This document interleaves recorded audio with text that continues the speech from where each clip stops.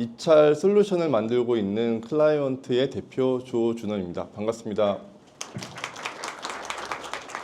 여러분 오늘 세미나 조금 이게 가볍게 일단은 입찰에 대해서 설명을 해드리고 입찰을 우리 스타트업들이 어떻게 해야 할지에 대해서 말씀을 드릴 건데 시작하기에 앞서 혹시 입찰 한 번이라도 해보신 분 있나요?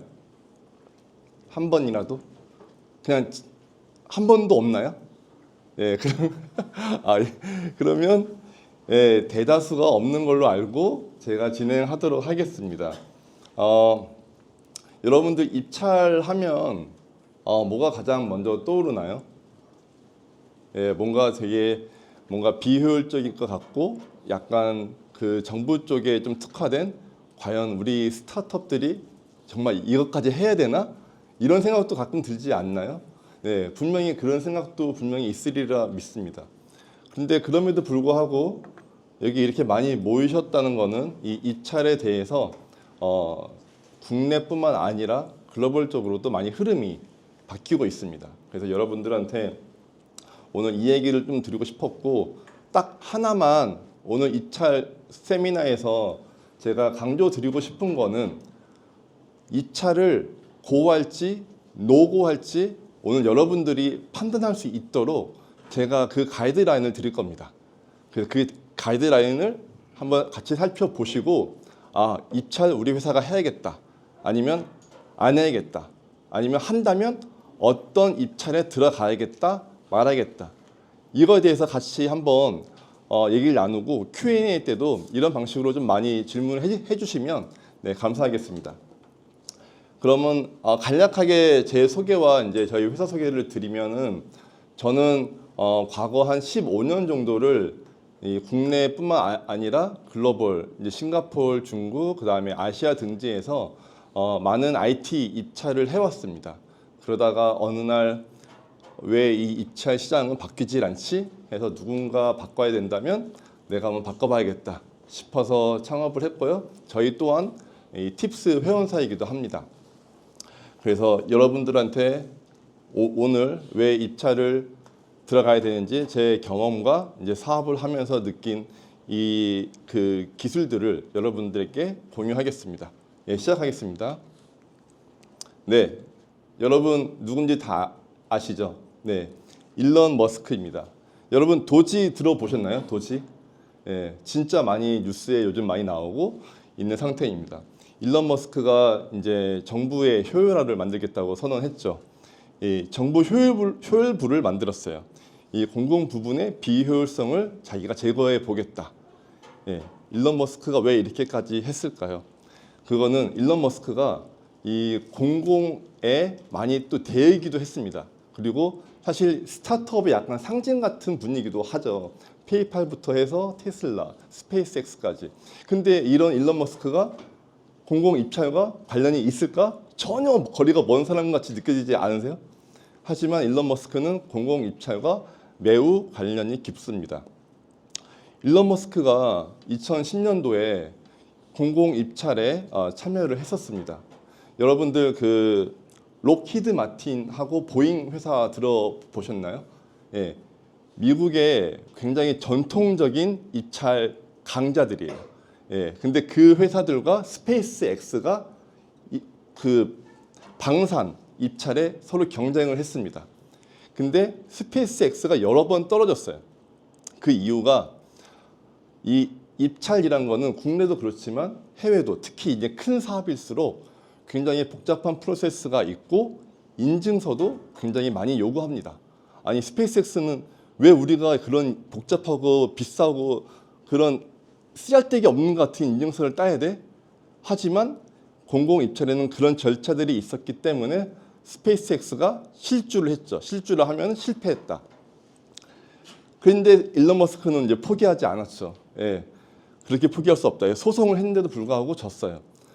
그 다음에 일론 머스크는 이제 기술과 가격 모든 면에서 입찰에 딱 맞는 이제 제품들을 만들었어요. 예, 인증서도 따고. 그래서 결국 달 착륙 입찰, 우주 운송 시스템 입찰에 수주를 했습니다. 그리고 지금은 우측에 보시면 아시겠지만 이제 스페이스X와 오픈 AI, 팔란티어 이런 정말 어벤져스급의 컨소시엄을 만들어서 다 함께 입찰에 들어가고 있습니다. 이렇게 미국은 정말 정보 조달부터 굉장히 혁신을 이루고 있어요. 왜냐하면 최근에 일론 머스크가 펜타곤의 모든 데이터의 접근 권한을 가지게 됐죠. 예, 펜타곤에 있는 정부 예산과 공공 조달의 예산이 한 60% 정도 겹쳐요. 그러다 보니까 일론 머스크가 과거에 자기가 경험했던 그런 비효율적인 거를 다 깨부수려고 하고 있죠. 그래서 더더욱더 선도적인 민간 기업들의 참여를 유도하고 있습니다. 여러분 샌프란시스코 가보시면 웨이모 많이 보셨죠. 예, 이거 보면 이것도 구글에서 자율주행차를 만들었는데 이거 역시도 정부와의 로비를 통해서 입찰을 통해서 들어가서 함께 만들어 나오고 있는 겁니다. 예, 이렇게 실리콘밸리의 수많은 기업들이 move faster하고 break things, 정부의 규율과 이런 것들은 나중에 해결해도 우리는 정부 기관과 적극적으로 들어간다. 왜냐하면 정부 기관의 예산이 매년 올라가고 있기 때문에, 그리고 점점 더 투자가 많이 되고 있기 때문에 그렇습니다. 그렇다면 이런 공공입찰 산업의 변화가 정말 미국에만 필요할까요? 미국에는 이렇게 실리콘밸리에 정말 많은 스타트업들이 본격적으로 들어가는데 우리나라는 들어가야 될까요? 말아야 될까요?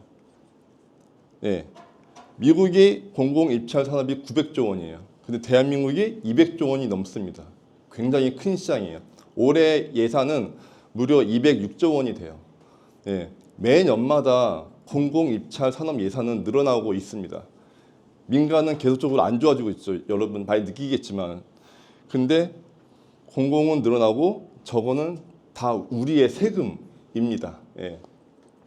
그렇다면 이 큰 시장에는 이 공공입찰, 여러분들 이제 팁스 이제 해보셨으니까 이제 지원 사업들은 많이 아시잖아요.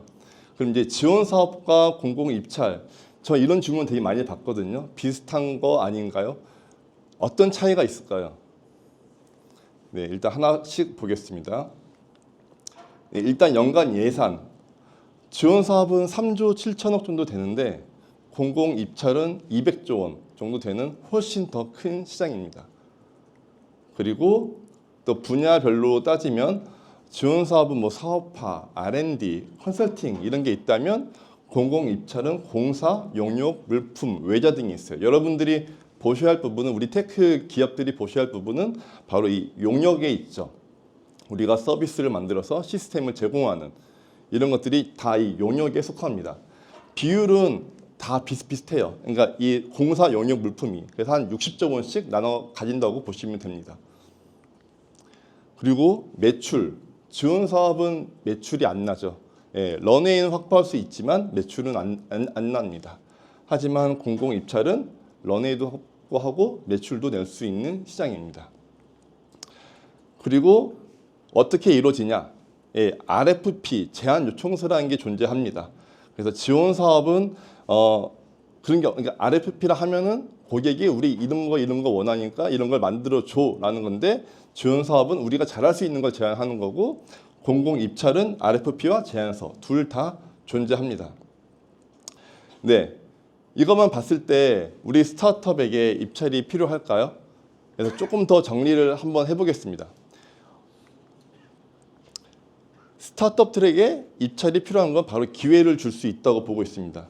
왜냐하면 연간 무려 45만 개의 입찰이 나오고 있습니다. 오늘 아침에 봤을 때 3,000개 정도의 입찰이 나왔습니다. 지금 이 순간도 여러분들이 충분히 여러분들 사업과 서비스와 핏한 입찰이 나왔을 가능성이 매우 높습니다. 예. 지금도 우리가 놓치고 있는 것들이 분명히 존재하는 거죠.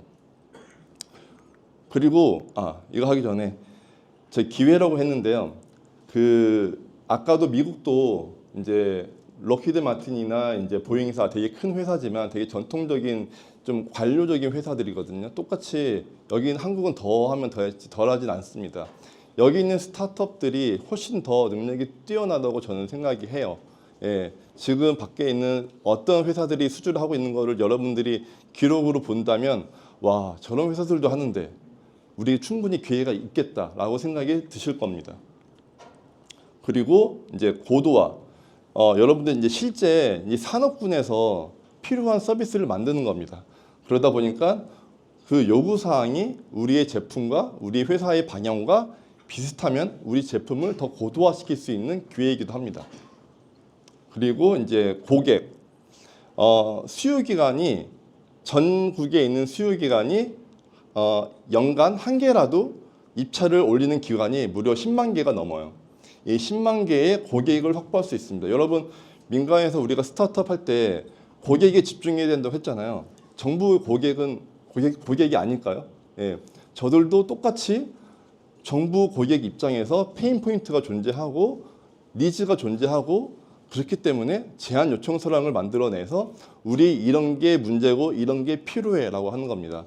이런 고객의 니즈를 정확하게 맞춰서 우리의 제품을 더 고객 집중화 만들 수 있는 기회입니다. 그리고 마지막 글로벌. 예, 여러분들 글로벌 진출 다들 여기서 관심 많잖아요. 제가 이따가 또 한번 설명을 드릴 텐데 글로벌 어떻게 나가실 계획인가요? 되게 막막하지 않습니까? 글로벌? 과연 우리가 어떻게 나가야 될까? 네, 글로벌도 저는 프로젝트를 통해서 나가는 게 가장 확실한 방법이라고 생각합니다.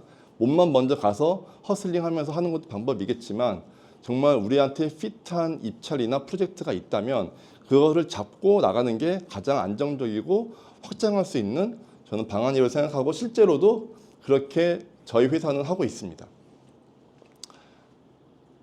그리고 아까 말씀드렸지만 이 스타트업이 입찰을 해야 나라가 삽니다. 예, 지금 이게 어떤 스마트 도시 사업의 모바일 앱 하나예요. 모바일 앱 하나. 과연 얼마나 들었을까요? 앱 하나 만드는데 얼마나 들까요? 예, 한 몇천만 원 들지 않을까요? 근데 앱 하나에 80억. 예, 제가 스마트 관광 도시 사업이 여러 지역에서 하는데 그 중에 한 사업자한테 직접 들은 얘기예요. 예, 이걸 만드는데 80억을 들었는데 이 지역에서 이 앱을 아무도 활용을 하지 않고 있습니다. 이게 바로 스타트업이 입찰을 해야 되는 이유이기도 합니다.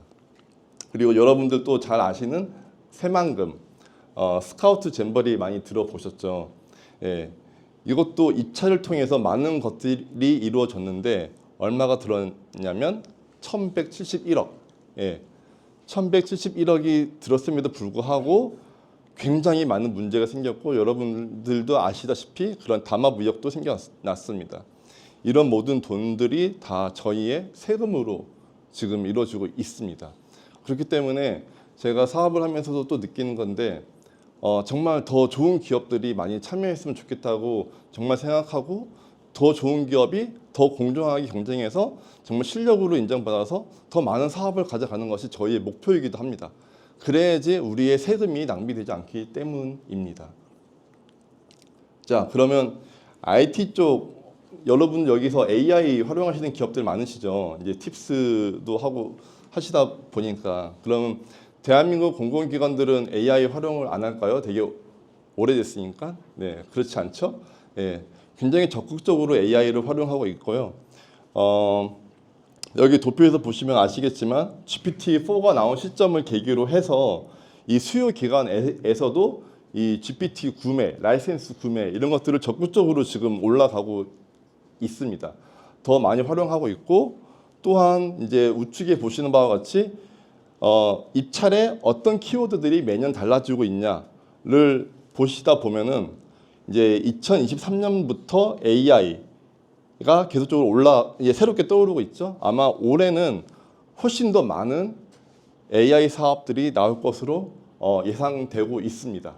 그렇기 때문에 이 민간의 흐름과 공공의 흐름이 크게 차이가 나지 않는다. 여러분이 민간에서 하고 있는 이 트렌드, 가장 스타트업 빠른 이 트렌드를 공공에서도 똑같이 활용해 볼 수 있다라고 말씀드릴 수 있을 것 같습니다. 그러면 우리 스타트업들은 지금 어디에 집중해야 될까? 네, 여러분들 저희가 입찰에 들어가면요, 뭐 100억짜리도 있고 500억짜리도 있어요. 하지만 지금 여기 오늘 참여하신 많은 분들 보니까 이 입찰에 많이 참여를 못했잖아요. 그러다 보면 처음부터 큰 건 쉽지 않습니다. 그래서 제가 봤을 때 이 10억 미만의 사업들이 우리가 타겟해야 할 입찰 사업들이죠. 그리고 이 10억 미만의 사업들이 가장 많이 나오고 있습니다. 예, 2023년도만 해도 28만 건 정도 되는 사업들이 나오고 있고요. 1억 미만 사업은 150만 건. 지금 2024년도가 적은 거는 2024년도 초에 나온 자료를 토대로 지금 올려놨기 때문에 그렇고요. 매년마다 늘어나고 있는 추세입니다. 그렇기 때문에 저희는 일단 시작은 1억 미만. 그것도 사실 1억도 많은 거예요. 예, 처음에 이제 수의 계약이라고 있는데 수의 계약이 이제 공공기관과 2천만 원에 할 수 있는 그 경쟁 없이 하는 계약입니다. 그것부터 시작하시는 게 가장 그 현명하고 쉬운 가장 합리적인 길이라고 볼 수 있습니다. 자, 그러면 어떻게 이루어질까요? 공공입찰 프로세스입니다. 처음에 이제 지난달에 각 중앙 부처, 부문, 지자체에서 정부 예산을 발표했어요. 서울시에서는 얼마, 과기부에서는 얼마, 인공지능에 얼마를 투자해야 돼. 이런 것들이 나오고 이 정부 예산을 토대로 해서 이제 발주 계획, 각 기관마다 올해 우리는 이거 할 거야 라고 사업 계획서처럼 딱 던지죠. 우리 이거 할 거야, 이거 할 거야. 그 다음에 이제 그때가 되면 사전 규격, 이제 우리 이런 거 할 거니까 좀 더 디테일하게 문서를 만들어요. 예, 그래서 문서를 올리죠. 그 다음이 여러분들이 많이 보셨던 이 입찰 공고가 나라장터에 나오는 겁니다. 그 다음에 이제 낙찰 계약까지 이루어지는 거고요. 그러면 이제 공공 입찰은 이렇게 진행이 되는데 여러분들도 이제 민간과 글로벌도 궁금하시죠? 예. 그러면 이제 민간은 어떻게 진행이 될까요? 저희도 지금 민간 입찰을 들어가서 프로젝트를 수주하고 있는데요. 민간 입찰에 들어가려면 공공 입찰과는 조금 다른 프로세스가 존재합니다. 일단은 대부분의 대기업들이 하는 민간 입찰은 이제 인비테이션 텐더라고도 하고 이제 클로즈 텐더라고도 합니다. 아무나 들어갈 수 없다는 거죠. 그럼 누가 들어갈 수 있냐? 네, 파트너사들만 들어갈 수가 있습니다. 물론 그냥 공개되어 있는 회사도 존재해요. 하지만 대부분의 큰 기업들은 닫아놔요. 왜? 경쟁사가 알까봐. 예, 경쟁사한테 우리가 이런 거 하는 거를 미리 보여주고 싶지 않아서. 그래서 대부분 클로즈 텐더로 진행이 됩니다. 그래서 우리가 이걸 하기 위해서는 파트너십을 맺어야 되는데 파트너십은 어떻게 할까요? 두 가지 방법이 있는데 첫 번째로는 이제 회사 홈페이지에 들어가서 파트너십 신청을 하는 게 있습니다. 삼성이나 LG나 다 동일합니다. 하지만 더 확실한 방법은 역시 이제 그 고객과 미리 사전 영업을 통해서 관계를 만들어 놓고 추천을 받아서 파트너십을 맺는 게 가장 확실하고도 일반적인 방법입니다. 그 다음에 비딩은 이제 공공 입찰과 매우 똑같이 진행이 됩니다. RFP 제안 요청서를 통해서 제안서를 만들고 공정하게 입찰이 진행이 되는 거죠. 자, 그러면 글로벌, 여러분 글로벌 되게 관심 많으시죠? 제가 팁스 발표하기 전에 팁스 센터장님이 글로벌 발표 꼭 해달라고 그래서 또 글로벌도 준비해왔는데 글로벌 입찰에 들어가려면 이 세 가지 단계가 존재합니다. 예, RFI, RFQ, RFP. 네, 이게 가장 기본적인 용어예요. 여러분들이 이제 해외에 나가서 입찰을 할 때 난 RFP만 하는데 RFI? RFQ? 이거 뭐야? 이런 경우 많죠. 있을 거예요. 분명히 나가면 존재할 거예요. 그래서 간단하게 설명을 드리면 RFI는 니네 회사 뭐 하는 회사야? 니네 서비스 어떤 서비스야? 라고 정보를 요청하는 거예요. 그래서 우리가 IR 덱처럼 미리 우리 회사의 정보를 잘 만들어 놓고 빠르게 제공을 하시면 됩니다. 그리고 두 번째는 이제 RFQ와 RFP는 보통 같이 이루어지는 경우가 많아요. 예, 저희 같은 이제 테크 기업들한테는 견적서와 이제 제안서를 같이 요청하는 거죠. 근데 다만 하드웨어 기업들, 물품을 판매하는 기업들한테는 RFQ만 요청하는 경우도 굉장히 많이 있습니다. 이렇게 세 단계로 이루어져 있고요. 이런 개념보다 그럼 실제로 어떻게 진행이 됐을까라고 하나의 예시를 보여드리면 여러분 저희가 지금 글로벌 탑 1 공항인 창의국제공항과 수의 계약을 맺고 진행하는 건이 하나 있습니다. 예, 이런 거는 또 어떻게 진행이 됐을까요? 저희가 사실은 저는 오랫동안 싱가포르에서 일을 많이 해왔어요. 그렇기 때문에 약간은 그런 unfair advantage가 분명히 존재합니다. 저는 네트워킹을 다 갖추고 있고 그러다 보니까 예전에 창의공학하고 일을 했는데 그때의 과장이 지금의 부사장이 됐어요. 예, 그래서 그 부사장한테 연락을 해서 우리 이런 사업하니까 한번 RFI를 달라고 해서 RFI를 줬죠. RFI라 하면 그냥 우리 회사 속에서 서비스 속에서 줬고 미팅 한 두세 번을 통해서 이제 수의 계약이 이루어진 거예요. 우리가 그러면 니네 서비스와 우리가 창의국제공항이 RFP를 매번 수작업으로 만들고 있는데 AI로 한번 만들어줘. 근데 이거를 한번 수의 계약으로 간단하게 진행을 해보자. 이게 잘 되면 본 입찰. 이거 잘 된다고 해서 저희가 다 따지도 못해요. 하지만 유리하죠. 예. 그래서 수의 계약을 통해서 이제 입찰, 본 입찰은 이제 오픈 텐더라고 해서 공개적으로 텐더가 진행이 되는 겁니다. 그래서 이런 형태로 저희는 싱가포르에 진출을 했어요. 그리고 지금 저희 한국 고객사 분들 중에 이제 닷과 에이트테크, 오늘 에이트테크 또 오셨는데 저희 고객사들을 대상으로 저희는 글로벌 입찰을 연결시켜 드리고 있습니다. 예, 어떻게 연결시켜 드리느냐? 저희가 지금 한국의 나라장터뿐만 아니라 전국에 있는 입찰에 있는 정보를 가지고 오고 있지만 또한 싱가포르에 있는 입찰 정보와 미국에 있는 입찰 정보를 다 같이 가지고 오고 있습니다. 이렇게 해서 우리 회사에 꼭 맞는 입찰들을 매칭시켜주고 있는데 단순하게 데이터만 가지고는 글로벌 입찰 갈 수 없죠. 그래서 저희는 싱가포르에 있는 지사에 저희 세일즈 팀을 통해서 거기에 이제 공급 기업들을 저희 고객으로 만들어 드리고 그 공급 기업과 여기 한국에 있는 저희 고객사들을 글로벌 컨소시엄을 만들어 드립니다. 처음부터 우리가 한국 기업이 다이렉트로 입찰 들어가기 어렵습니다. 예, 솔직히 거의 불가능하다시피 합니다. 하지만 컨소시엄을 통해서는 가능합니다. 우리가 확실한 기술력만 있고 실력만 있으면 가능합니다. 그렇게 해서 진행이 되고 있고요. 다만 제가 지난 2월 달에 싱가포르 출장을 다녀왔는데 한 달 동안 에이트테크와 이제 닷을 미팅을 했는데 에이트테크 같은 경우는 이제 저희 장비가 좀 크기도 하고 해서 솔직히 생각보다는 쉽지 않았습니다. 예. 근데 이제 닷 같은 경우는 저 닷패드라고 하는데요. 조그만 닷패드로 해서 소개하기도 쉽고 해서 미팅이 이루어졌습니다. 그래서 이제 SG Enable이라는 이제 싱가포르 기관의 이제 장애인 그 협회 같은 데가 있어요. 그쪽도 이제 수요 기관으로서 입찰을 많이 냈는데 저희를 통해서 다시 이제 입찰 미팅을 이제 진행하고 있습니다. 아직 수주된 건 아니에요. 진행 중에 있습니다. 이런 형태로 해서 저희는 이제 데이터와 네트워킹을 활용해서 우리 한국 기업들이 훌륭한 기업들이 해외 진출을 할 수 있도록 돕고 있습니다.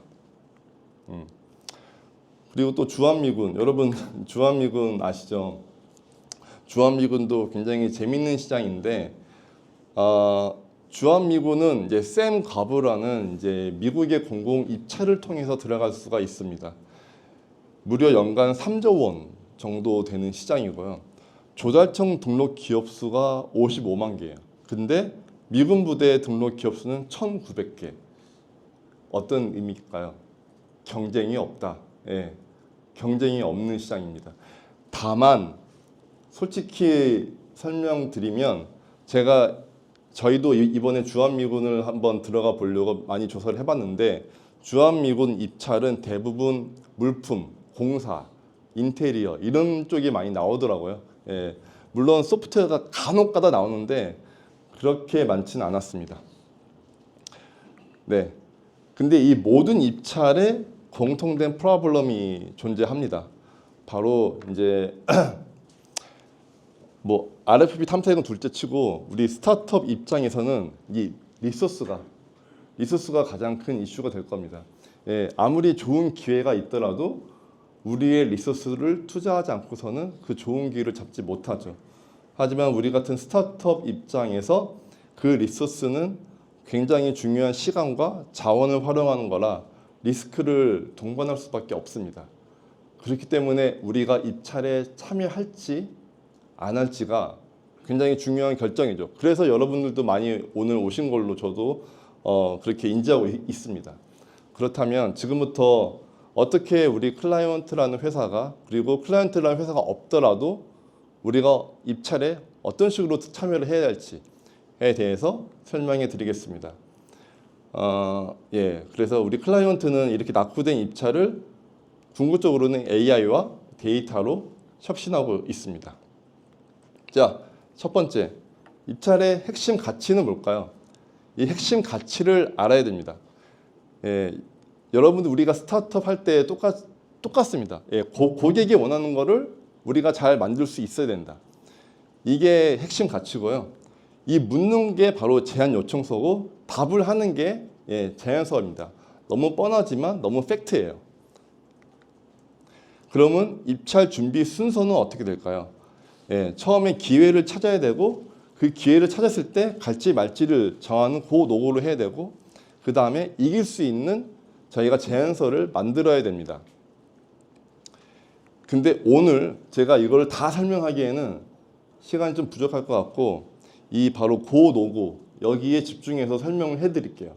우리가 어떤 입찰에 들어가야 되냐, 들어가지 말아야 되냐, 어떤 리스크가 존재하냐 이거에 대해서 설명해 드리겠습니다.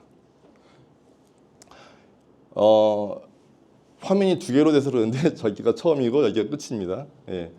고, 노고 어떻게 우리가 고를 할까, 노고를 할까에 대한 저희가 그려놓은 다이어그램입니다.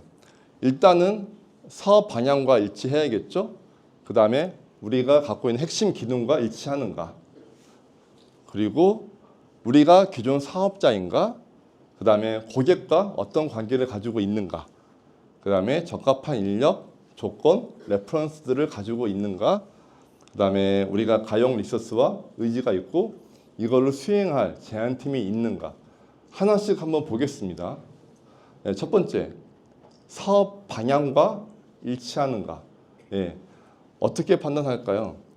지금 공공 입찰을 얘기하는 겁니다. 일단 나라장터라는 곳 여러분 들어보셨죠? 네. 나라장터에 들어가셔서 우리의 사업 방향이 키오스크면 키오스크를 그냥 검색을 하시면 이렇게 목록들이 쭈루루루 나옵니다. 여러분들이 만일에 AI 에이전트를 하는 회사예요. 그러면 그게 큰 방향성을 검색을 하시면 됩니다. 하지만 이것만 검색한다고 이거 들어갈까요? 아니죠. 네. 그 다음 핵심 기능이 뭘까? 핵심 기능이 일치하는가? 우리가 잘할 수 있는 건가? 그 키오스크 안에 만일에 우리가 안내 시스템이다. 그래서 우리는 키오스크 안에 길찾기를 잘하는 회사야. 그럼 그 길찾기가 들어간 걸 찾아야 돼요. 그럼 어떻게 찾을까요? 첨부파일 열어서 핵심 요구사항 확인하고 또한 이제 길찾기라는 이제 그 코멘트를 봐야 되죠. 예를 들어서 뭐 AI 에이전트도 똑같아요. AI 에이전트가 다가 아니잖아요. 저희는 RFP AI 에이전트고 만약 이커머스 하시는 분이 있다면 이커머스 AI 에이전트. 그러니까 사업의 방향은 AI 에이전트로 검색을 해도 핵심 기능은 이커머스 아니면 RFP 뭔가 이런 것들이 더 들어가 줘야지 이게 우리가 추구하고자 하는 핵심 사업과 일치하는구나 라고 하면서 여러분들이 1차 판단을 하실 수가 있습니다. 근데 저희 서비스 같은 경우는 저희는 키워드 하나만 활용하지 않고요. 키워드를 여러 개를 활용해서 다중 키워드 방식으로 해서 사실 키오스크라는 게 키오스크를 예시로 드는 거예요. 키오스크라는 게 디지털 사이니지라고도 불리고 안내 시스템이라도 불리고 그다음 미디어 월이라고도 불립니다.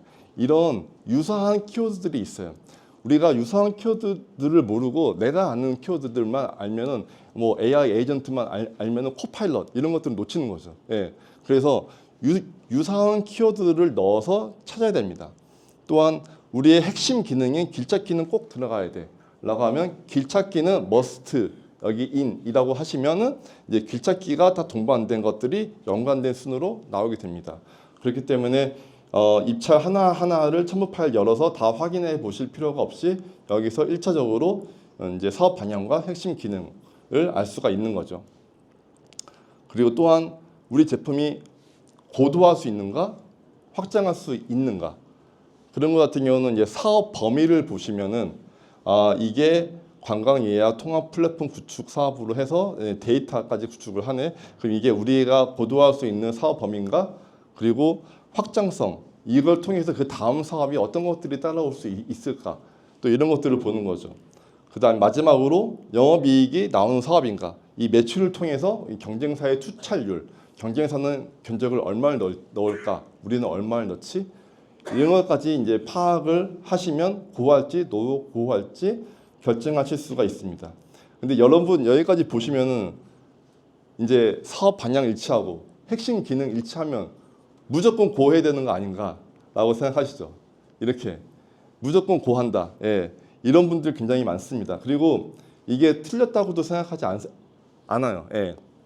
하지만 여러분 제가 오늘 이 프로세스를 쭉 설명드리는 거는 그 안에 또 다른 이유가 있기 때문입니다. 바로 단계별로 리스크는 점점 줄어듭니다. 예. 저 두 개만 가지고 결정하셔도 되지만 우리가 조금 더 자세히 안다면 우리가 굳이 들어가지 않더라도 되는 것들에 대한 리스크를 줄일 수가 있습니다. 한번 자세히 보겠습니다.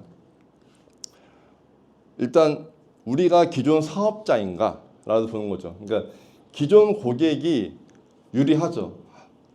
왜냐하면 기존 고객이라 하면은 기존 이 사업을 수행하고 있는 분명히 그런 기업들이 존재할 겁니다.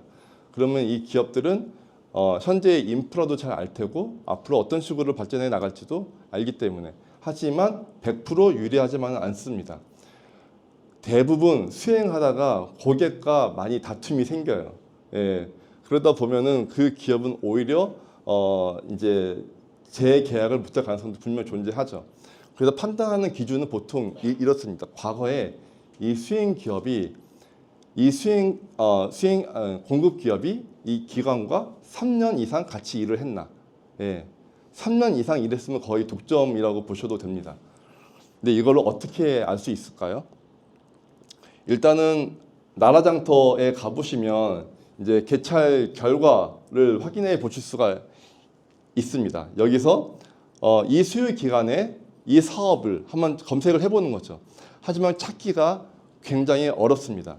그렇다면 어떻게 해야 될까요? 예, 결국 발품 팔아서 전화를 해야죠. 수의기관한테 전화하든가 아니면 아는 지인한테 전화를 하든가 해서 알아내야 됩니다. 하지만 쉽게 알아낼 수 없죠.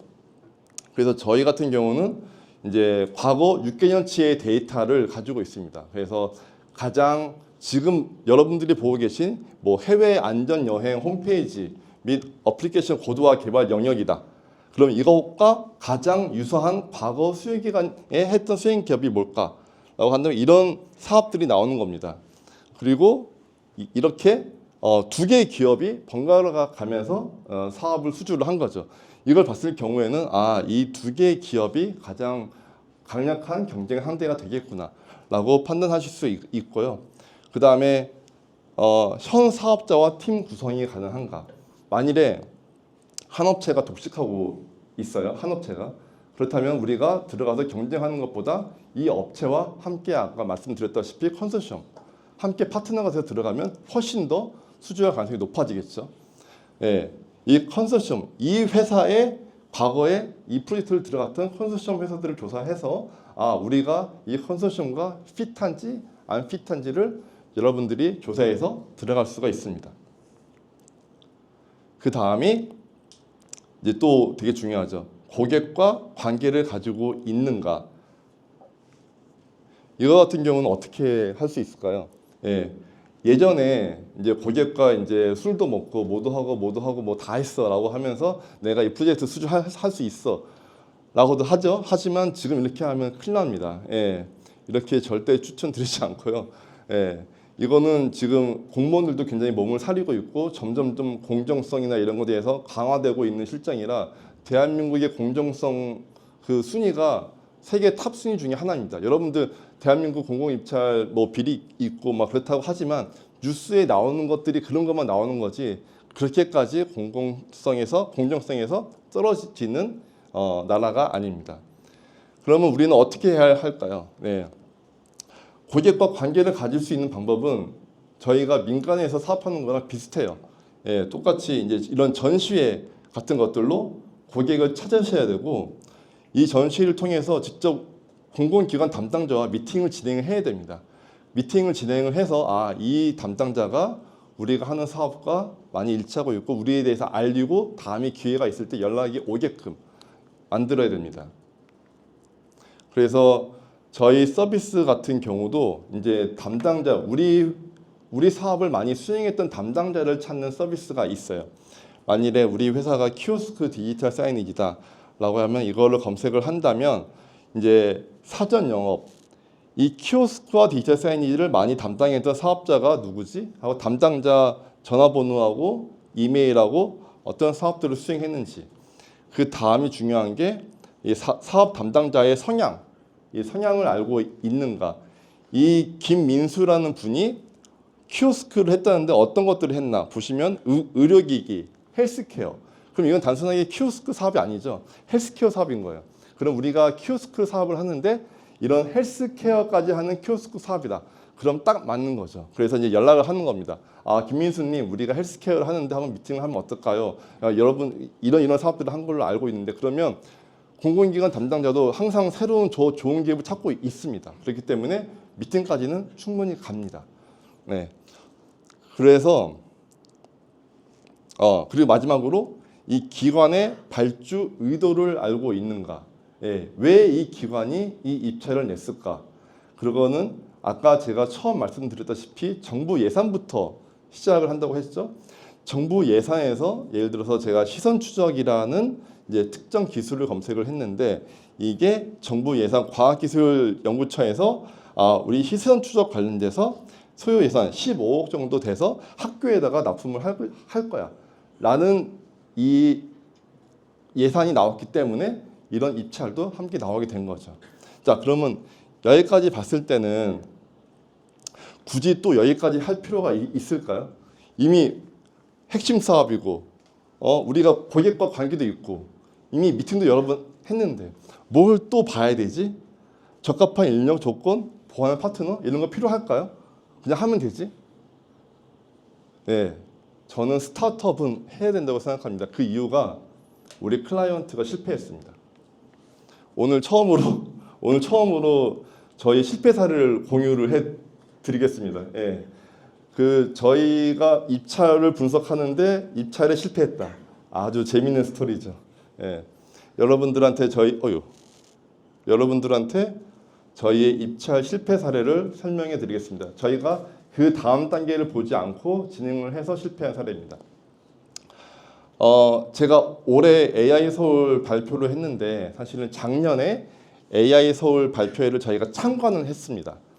참관을 했는데 저희 공동 창업자 중에 한 분이 되게 낯이 두꺼운 분이 한 명 있어요. 근데 이제 그 AI 서울이 보면 이 명찰들 다 차고 돌아다니잖아요.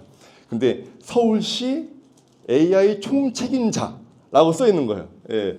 그분한테 대뜸 가서 명함 한 장만 달라고 해서 명함을 받아왔습니다. 아까 제가 설명한 것과 똑같죠. 전시회 가서 이 명함을 받아서 관계를 맺는다. 그 다음에 미팅 요청을 여러 번 했죠. 처음에는 뭐 답을 안 해요. 하지만 두 번, 세 번 하다 보면은 또 답을 합니다. 그때 그 사람 많은 곳에서 나한테 명함 달라는 분 해서 미팅을 진행했습니다. 미팅을 여러 번 진행하고 나니까 우리 서울시의 어떤 특정 부처에서 이런 사업을 진행하고 있는데 한번 만나봐 라고 해서 저희가 만나서 진행을 했고, 이제 제안 요청서를 만드는 것들을 같이 도와드렸습니다. 그래서 그 결과 저희가 클라이언트가 정성평가 1등 했습니다. 그것도 3점 차이 나는 거는 굉장히 많이 차이 나는 거예요. 그러니까 다른 되게 큰 기업들도 많이 있었는데 저희가 이 정성평가에서 1등 했습니다. 하지만 결과는 저희는 협상평가 부적격자가 됐죠. 예, 정말 사실 이거 되게 부끄러운 일이기도 합니다. 저희가 입찰을 분석한다고 하는데 우리가 여기서 협상평가 부적격자가 되다니. 네. 하지만 저희도 이걸 통해서 많이 배웠고요. 왜 부적격자가 됐냐? 보시면은 정성평가는 1등을 했지만 정량평가에서 저희가 무려 1등, 그 무아유라는 팀 아시죠? 예, 무아유라는 팀과 6점이나 차이가 났어요. 3점에서 이겨놓고 정량평가에서 6점이나 차이가 난 거죠. 왜 차이가 났을까요? 예, 핵심 사업이고 사업 방향 같고, 그 다음에 우리 고객과 관계도 있었고, 그 이유가 이 정량 평가에서 저희가 놓친 부분들이 존재했습니다. 예. 특히 이 수행 실적에서 저희가 초기 스타트업, 여기 다 초기 스타트업이 또 있고 많은 스타트업도 있겠지만 초기 스타트업일수록 수행 경험 실적이 없잖아요. 단일 프로젝트가 3천만 원 이상 돼야 돼요. 그래야지 이게 실적으로 쌓입니다. 예. 근데 저희가 없어서 실적에서 거의 뭐 기본 점수 2점, 1점을 받았어요. 그다음에 경영 상태, 여러분 지금 조달청 가입하시면 받으시는 이제 신용평가 등급 나이스 통해서 받으시면 아마 B- 정도 나오실 거예요. 예, 그게 일단 기본입니다. 근데 물론 이제 업력이 많으신 분들은 더 올라갈 수 있겠죠. 아니면 떨어질 수도 있고. 예, 여기서도 차이가 나는 거죠. 뭐 우수기업, 안전보건 확보기업, 사회적 약자기업, 뭐 하나 해당되는 게 없는 거예요. 그러다 보니까 저희가 그 보시면은 이 정량평가 20점이잖아요. 20점 만점이 10점 맞았어요. 예, 그러니까 당연히 떨어질 수밖에 없었죠. 근데 여기서 이걸 극복할 수 있는 방안이 분명히 존재했음에도 불구하고 안 했어요. 그건 바로 저기 사전 규격. 아까 제가 발주 계획 나오고 그다음에 사전 규격 나오고 그다음에 본공고 나온다고 했죠. 근데 어디서 이 흐름을 바꿀 수 있느냐? 본공고에서는 못 바꿔요. 근데 그 전에 사전 규격, 발주 계획 여기서는 다 바꿀 수 있습니다. 그래서 사전 규격이 나오면 공식적으로 이의 신청을 할 수가 있어요. 이 사업은 AI 사업이라 수행 실적이 있을 수가 없는데 어떻게 수행 실적을 만들어 놨냐? 이걸 낮춰달라, 합리적으로 낮춰달라. 그러면 받아들일 때도 있고 안 받아들일 때도 분명히 존재합니다. 하지만 이렇게 이의 신청을 해야지 우리가 만회할 수 있는 기회가 생기는데 그 당시에 사전 규격이 나왔을 때 저희는 핵심 사항만 보고 이것들을 강구했던 거죠. 그래서 저는 여러분들한테도 입찰에 들어갈 때 우리 회사가 정성평가 말고도 정량평가에서 얼마나 우리가 점수를 딸 수 있을지도 함께 고민을 하셔야지 이 리스크를 줄일 수가 있다고 말씀드릴 수 있을 것 같습니다. 그래야지 우리의 리소스를 낭비를 안 하겠죠. 그래서 근데 이게 여기서 레퍼런스가 없을 수 있잖아요. 그리고 조건, 인증서라는 것들도 존재해요. 아까 제가 잠깐 미국 발표 때 말씀드렸지만 인증서도 있고 직접 생산이라는 약간 특이한 조항들이 있습니다. 물론 신청하면 금방 딸 수 있어요. 하지만 당장에 없을 때는 이걸 보완할 파트너가 필요합니다. 이 파트너를 어떻게 찾을까요? 예, 보통 우리 회사가 어떤 입찰에 들어가려고 하는데 이러닝 컨텐츠 인증서를 필요하대요. 여러분들 우리 회사에 어떤 인증서를 갖고 있는지 여러분 아시는 분 있나요? 네, 아무도 없을 거예요. 예, 경영 지원에서 보통 다 서로 찾아보고 해야지 알 수 있죠. 그러면 파트너들도 전화해서 물어봐야죠. 근데 이 친구들도 잘 몰라요. 그러면 내가 그러면 우리 경영 지원 통해서 알아보고 연락 줄게. 이런 식으로 많이 해야죠.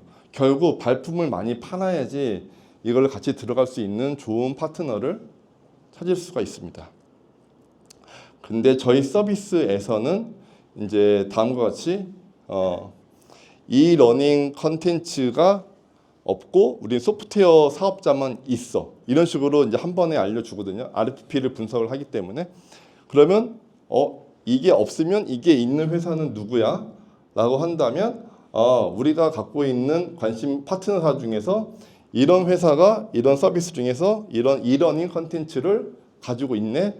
그러면 우리가 발품 팔아서 전화할 필요 없이 바로 이 회사에 전화해서 니네 이거 있던데 이 프로젝트 같이 들어가자 라고 하고 바로 들어갈 수가 있게 되는 겁니다.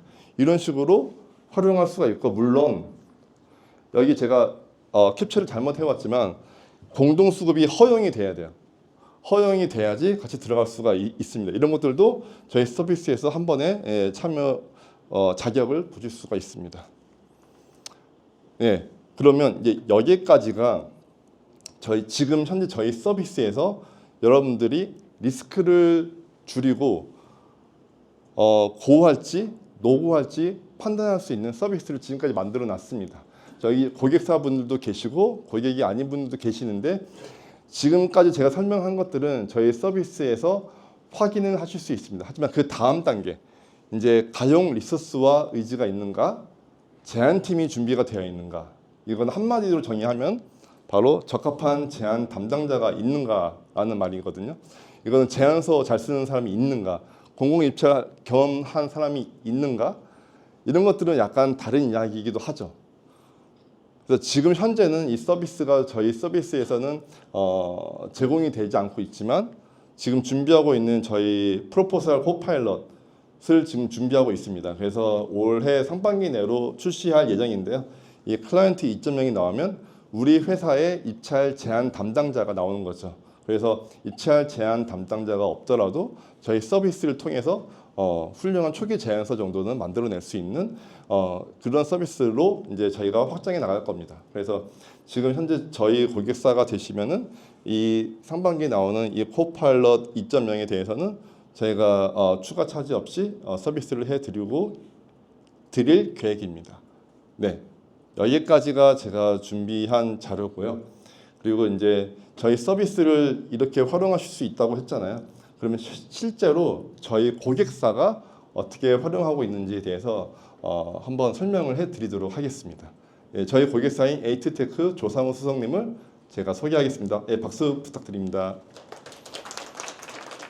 네, 반갑습니다. 인사 다시 드리겠습니다. 에이트테크의 조상우라고 합니다. 에이트테크의 조상우, 클라이언트의 조준호. 혹시 아닙니다. 전혀 아닙니다. 혹시 출생의 비밀이 있다면 그럴 수 있지만 저희가 알고 있기로는 공식적으로는 아무런 관계가 없습니다. 어쨌든 저희가 이 자리에 좀 초대해 주셔서 먼저 감사드린다는 말씀을 드리고 싶고, 제가 이 자리는 물론 에이트테크의 소속으로 참여를 했지만 좀 개인의 자격으로 좀 설명을 드리려고 하고 있습니다. 개인의 자격으로 제가 서비스를 사용하면서 느낀 점들을 좀 가감 없이 드리려고 하고 있고, 좀 이 자리를 통해서 참석하신 분들이 조금이나마 도움을 얻어갔으면 좋을 것 같습니다. 저희 에이트테크는 아까 조준호 대표님이 잠깐 설명은 해주셨지만 굉장히 유니크한 아이템입니다. 그리고 국내에 없었던 제품을 저희 회사의 대표가 창업을 하면서 만들었고, 또 하나 고가의 설비입니다. 고가라 하면 저희가 지금 기본적으로 첫 번째 모델을 2.5억에 팔고 있습니다. 굉장히 고가의 모델이죠. 그러다 보니까 저희 회사에서는 한 번의 기회, 입찰 건수가 많지 않기 때문에 한 번의 기회가 굉장히 중요한 상황이었습니다. 그러면 왜 클라이언트 서비스를 저희가 이용하게 됐냐?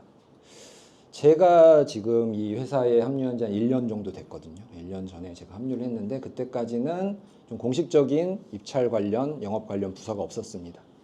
제가 합류를 해서 상황을 들어보니 제가 합류하기 좀 몇 개월 전에 중요한 입찰 공고가 나왔는데 회사에 그 정보를 알고 있었다는 사람이 아무도 없었던 거죠. 왜냐하면 대부분 이 자리에 참석하신 분들도 마찬가지지만 대부분의 일당백의 역할을 하고 계신데 정말 매일 나라장터에 들어가서 관련된 키워드를 검색하고 쉽지 않거든요. 그러다 보니까 저희도 마찬가지로 그 한 번의 기회가 굉장히 소중했지만 입찰이 있었던지도 모르고 기회가 날아간 적이 있었습니다. 그러다 보니까 저희도 제가 저희 제품 소개는 안 드렸지만 저희도 AI 기반으로 제품을 소프트웨어를 만들고 있는데, 그러다 보니까 저희가 클라이언트를 소개를 받아서 이 서비스를 이용하면 좋겠다라고 판단한 거는 아무래도 한 번의 기회를 놓치지 않으려면 조금 더 정확하고 그 다음에 놓치지 않는 데이터들을 가지고 있는 서비스를 이용해야겠다라고 판단을 했거든요. 그러다 보니까 저희가 이제 처음에 3개월 먼저 사용을 해보고 만족도가 굉장히 높아서 좀 1년씩 계약해서 사용을 하고 있습니다. G2B, 저희는 기본적으로 B2B 사업도 하지만 G2B 쪽을 조금 더 비중을 두고 사업을 진행을 하고 있습니다. 그럼 G2B 어떻게 해야 할까요? 저는 이렇게 생각을 하고 있습니다. 정답은 없습니다.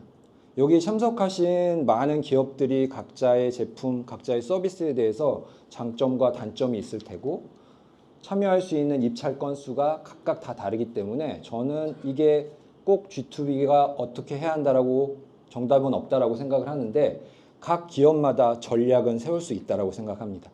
그 전략을 어떻게 세우면 좋을지 제가 겪었던 사례를 통해서 한번 좀 자세히 설명드리도록 하겠습니다. 기본적으로 G2B는 두 개의 법률에 대해서는 꼭 인지를 하고 계셔야 합니다. 첫 번째, 국가를 당사자로 하는 계약에 관한 법률. 두 번째, 지방자치단체를 당사자로 하는 계약에 관한 법률. 첫 번째는 보통 국가계약법이라고 통칭을 하고요. 두 번째는 지방계약법이라고 통칭을 합니다. 실제로 모든 조달청에 입찰 나오는 공고는 저 두 가지 법률의 흐름에 따라서 계약 행위가 이루어지고 뒤에 평가까지 이루어지고 있습니다. 제가 우선 두 번째, 저희는 지방자치단체를 당사자로 하는 계약의 법률에 의해서 계약을 체결을 했기 때문에 두 번째 사례를 더 자세히 설명을 드릴 거고요. 저 아래에 있는 행정안전부 예규, 지방자치단체 입찰 시 낙찰자 결정 기준 이런 게 있다라는 걸 좀 머릿속에 기억을 하시고 첫 번째 국가계약법은 적격심사 기준이라는 기재부 예규가 있습니다. 그 부분을 혹시 국가계약법에 따라서 국가랑 계약을 하실 거면 적격심사 기준이라는 기재부 예규를 보셔야 하고요. 지방자치단체는 행안부 예규를 보셔야 한다라고 머릿속에 새겨주시면 좋을 것 같습니다. 이게 저희가 실제로 작년에 입찰을 참가해서 수주한 내용에 대해서 이제 사례를 설명드릴 텐데 행안부 예규를 보면 크게 세 가지로 나눠져 있습니다. 시설공사, 기술, 학술, 연구 용역, 그리고 세 번째 물품. 저희는 제조업으로 되어 있기 때문에 물품. 그 중에서도 앞서 조준호 대표님이 설명을 했지만 10억 미만 규모가 굉장히 건수도 많고 그 다음에 스타트업이 참여할 수 있는 10억이 넘어가면 조건들이 굉장히 까다로워져서 좀 들어가기가 힘들거든요. 하지만 10억 미만은 좀 스타트업에서 좀 그래도 문제 없이 입찰을 참여할 수 있다라고 생각하시면 될 것 같고요. 실제로 10억 미만 고시금액 이상의 물품의 평가 기준에서 이 점수 100점입니다. 100점을 합산을 해서 투차를 해서 1등을 하더라도 이 평점이 85점을 얻지 못하면 낙찰자에서 계약으로 이루어지지 못합니다. 무슨 얘기냐? 가격의 문제가 아니라 실제로 입찰을 할 때 우리 회사가 정말 85점을 맞을 수 있느냐 없느냐가 이 입찰에 참여할지 안 해야 할지 결정하는 굉장히 중요한 포인트라고 말씀드리는 겁니다. 실제로 아무리 가격을 정말 좋은 가격을 써서 뭐 예전부터 조달청 입찰은 운찰이라는 말도 있었는데 운찰로 1등을 하셔도 85점을 맞지 못하면은 계약에 성사되지 않습니다. 그러면 기본적으로 다 다르기 때문에 제가 그거를 모든 항목들을 다 설명드릴 수는 없고 저희가 10억 미만에 들어갔고 여기 보시면 첫 번째 기술 능력, 기술 인력을 보유하고 있느냐, 시설 장비 보유하고 있느냐 확인해 보니까 시설 장비, 기술 인력이 5점 원점을 받을 수 있겠더라고요. 그 다음에 신용평가 등급 무조건 들어갑니다. 이 부분은 저희가 B제로 점수로 환산하니까 28점. 그러면 지금 기본종 40점 중에서 2점이 빠졌죠. 그 다음에 입찰 가격은 이제 마지막에 설명드리고 나머지 이제 신인도. 그래서 저기에 해당되는 거. 저희가 이제 제조기업, 중소기업이니까 플러스 2점. 다른 거는 해당되는 게 없었습니다. 그래서 결국은 신용평가 등급에서 2점을 마이너스를 했지만 중소기업으로 되어 있었기 때문에 기본적으로 이제 40점을 채웠고 입찰 가격을 45점을 맞으면은 이제 되게끔 전략을 세워야겠다라고 계산을 했고 참 어려운 부분인데 저 60점 중에서 그럼 45점을 어떻게 맞아야 하냐? 그러니까 역산을 하면은 투찰률, 그러니까 여기는 80.495%가 낙찰 하한율이었는데 낙찰 하한율 바로 근접하게 위로 금액을 투찰을 하면 이제 운찰의 영역이죠. 45점을 맞을 수 있습니다. 그러면 더 많은 점수를 맞으려면 낙찰 하한율, 그러니까 투찰가 가격보다 더 많은 금액을 써야지 입찰 가격 점수를 올릴 수 있습니다. 무슨 얘기냐? 혹시 사업을 하시다 보면 혹시 임금 체불을 하실 수도 있고 뭐 품질 하자 때문에 감점을 받을 수도 있고 그래서 평점을 깎아 먹으면은 어쩔 수 없이 가격을 높게 쓰셔야 합니다. 1등이 혹시 똑같이 1등이 이 점수에서 적격 판단에서 떨어져서 2등할 때 기회가 올 수 있는 두 번째 기회를 잡으셔야 하거든요.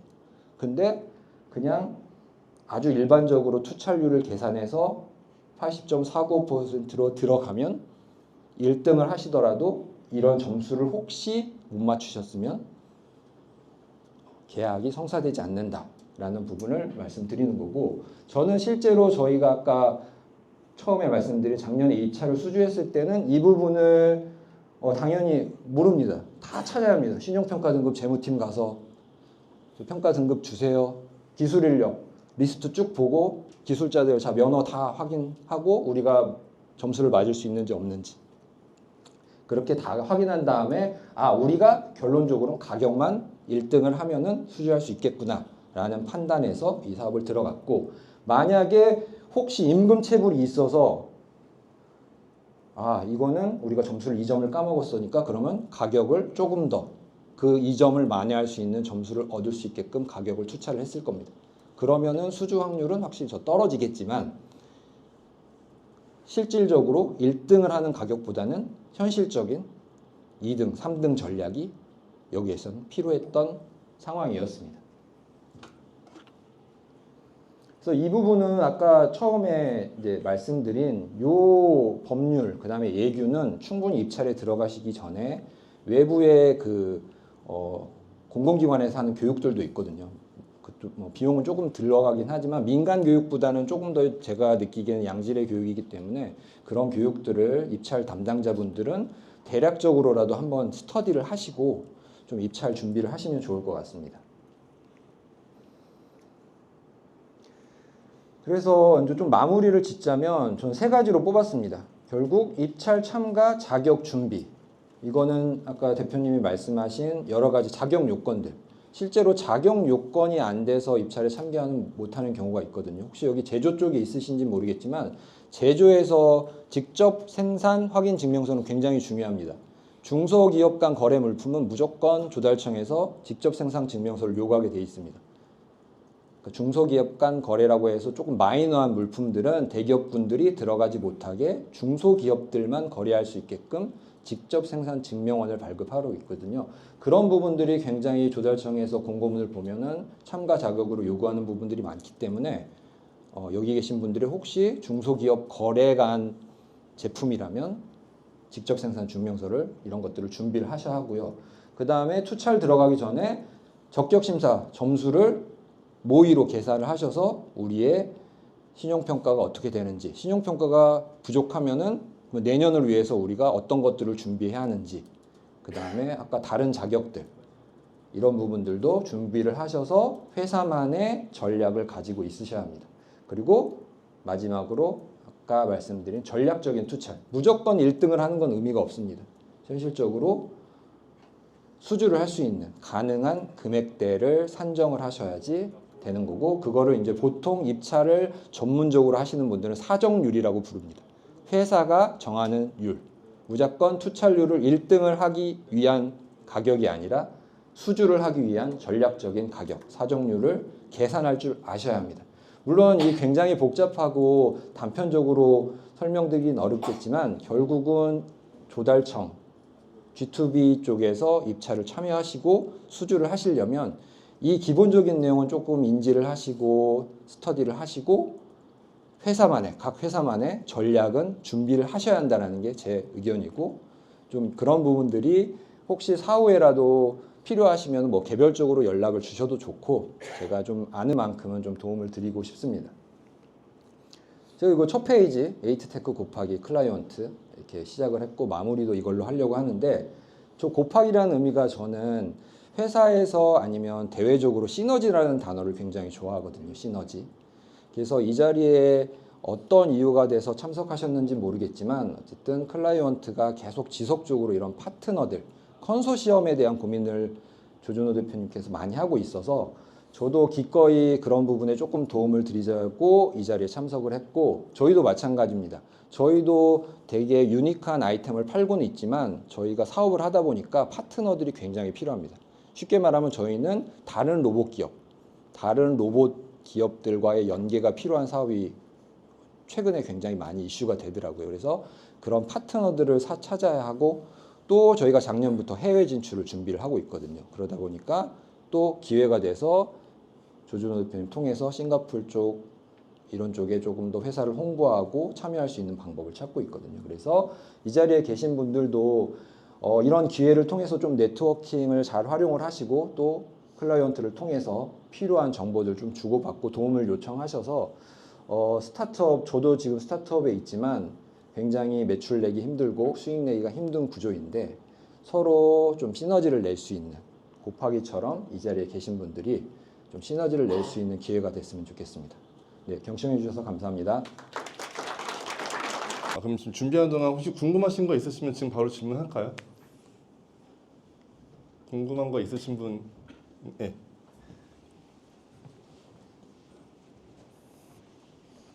안녕하세요. 저는 아프리카 디지털의 김예빈이라고 하고요. 오늘 말씀해 주신 거 잘 들었습니다.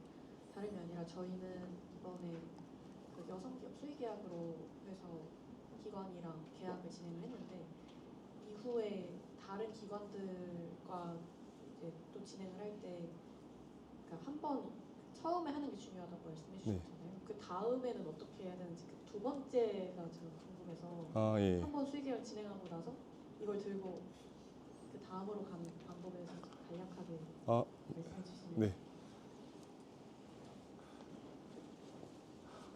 너무 좋은 질문인데, 수의 계약은 어떤 이제 프로젝트였나요? 그럼? 저희는 네, 설문조사. 설문조사하는 솔루션을 네. 구축을 온프레미스로 해드리고.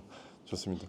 사실은 저는 개인적으로 두 가지 방법이 있다고 생각이 되는데, 첫 번째는 수의 계약을 한번 하셨다면 되게 좋은 레퍼런스가 돼서 수의 계약만 계속 하시는 방법도 있어요.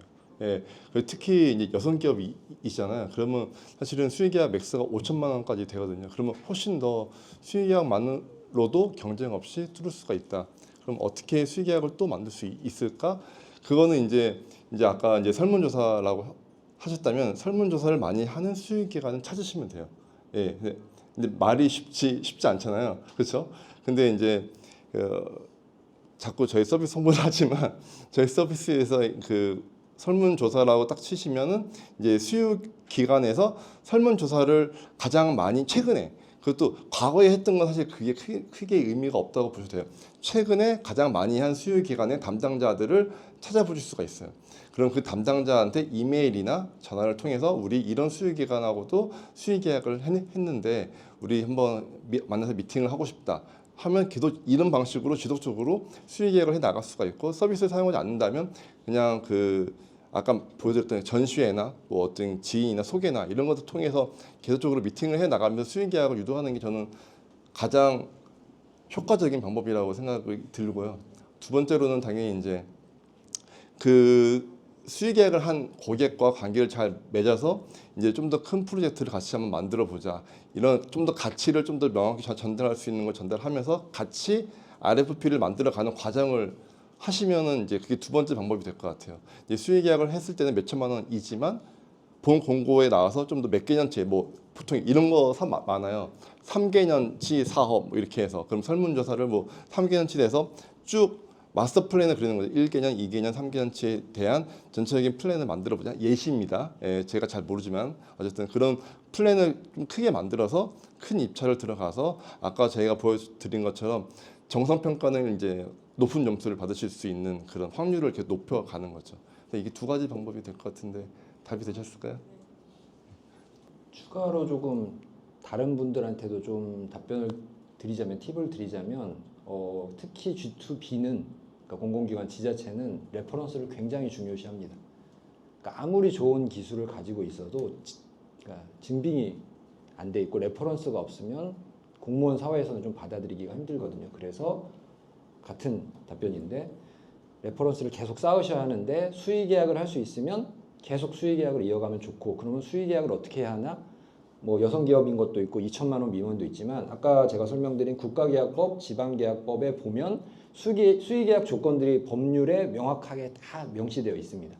그 중에 전략적으로 할 수 있는 뭐 특허가 될 수도 있고요. 아니면 혁신 제품이라고 해서 조달청에서 지정하는 혁신 제품일 수도 있고요. 그래서 그 수의계약을 할 수 있는 걸로 레퍼런스를 계속 쌓아 놓으시면 처음에는 좀 작은 금액이라도 계속 하시면서 좀 큰 금액으로 나아가시면 좀 도움이 되지 않을까 싶습니다.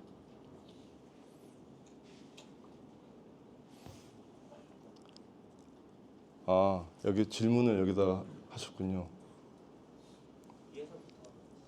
우리 회사가 지원 가능한 입찰을 모니터링하는 게 어려운데 간편한 방법이 있을까요? 네, 클라이언트. 예, 간편한 방법이라. 예.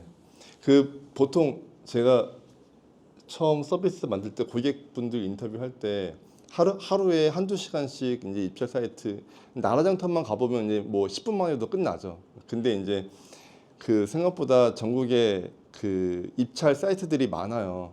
굉장히 뭐 무슨 테크노파크도 있고 뭐도 있고 심지어 민간 기업들 뭐 세브란스 병원도 자기네들이 입찰 막 올리고 있고 그런 한 200개, 300개 정도 되는 입찰 기관들에서 나오거든요. 전부 나라장터에 나오진 않습니다. 나라장터가 그래도 한 60, 70% 가지고 있다면 그 외의 지역에서 한 30%, 40% 정도 이런 것들을 이제 딱 사업 담당자가 있으면은 찾아내겠지만 쉽지 않아서 저희 서비스를 사용하셔도 되고 아니면 그냥 그 입찰 목록만 긁어오는 그런 또 회사들도 좀 존재합니다. 만약 딱 그것만 수요 니즈가 있으시면 그런 쪽도 하나의 방법이라고 말씀드리고 싶은데 또 있나요? 예, 없을 것 같아요. 그러니까 결국은 저희도 비슷한 처음에 1년 전에 같은 고민이었지만 한 사람을 그냥 매일매일 1시간씩 검색만 시키기에는 스타트업에서 인력 낭비가 굉장히 심하기 때문에 1년 단위의 어떤 계약 기준이라고 보면 꼭 뭐 클라이언트가 아니더라도 혹시 필요하다면 그런 유사한 서비스들이 전통적인 서비스들이 있거든요. 근데 그거보다는 아까 제가 꼭 회사를 홍보하는 것 같긴 한데 좀 더 한 번의 기회를 놓치지 않으려면 그 본문이라든지 아니면 나머지들을 조금 더 리소스를 줄이는 서비스를 이용하는 게 저는 스타트업에서 좀 맞다라는 생각이 들어서 좀 어쨌든 도움을 받을 수 있는 외부 서비스를 이용하시는 게 조금 더 유리하다라고 생각을 하고 있습니다. 의료기기 질문도 있는데요.